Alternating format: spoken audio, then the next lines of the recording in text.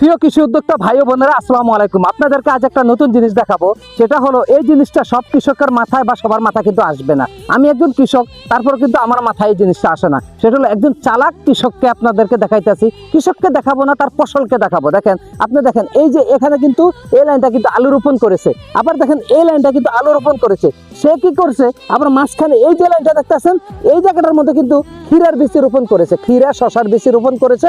দেখেন, এই কৃষক কিন্তু কত চালাক। সে কিন্তু যখন আলু গাছটা উঠে যাবে, আলু গাছটা বেবে এই আলু গাছের উপরে দিয়ে কিন্তু ক্ষীরা গাছটা বেয়ে যাবে। দেখেন, এই কৃষক খুবই চালাক এবং চালাকি করছে।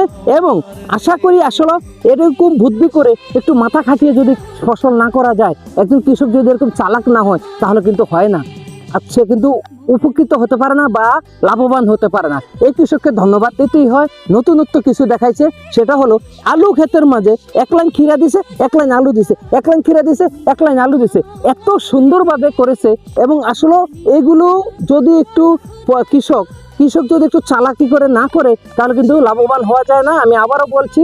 তো আশা করি আপনারা ব্যাপারটা বুঝতে পারছেন। যারা আলু খেতি করেন, আপনারা মাঝে মধ্যে কি করবেন, এরকম কিছু করবেন। সেটা হলো ক্ষীরা 2-3 ফসল একসাথে করার চেষ্টা করবেন, সাথী ফসল হিসাবে। তখন একটাই যদি লোকসান হয়, তবে আরেকটাই কিন্তু আপনি উপকার হয়ে যাচ্ছে বা লাভবান হয়ে যাচ্ছেন। তাহলে আপনি কিন্তু লোকসান হবে না। কথাটা মনে রাখবেন।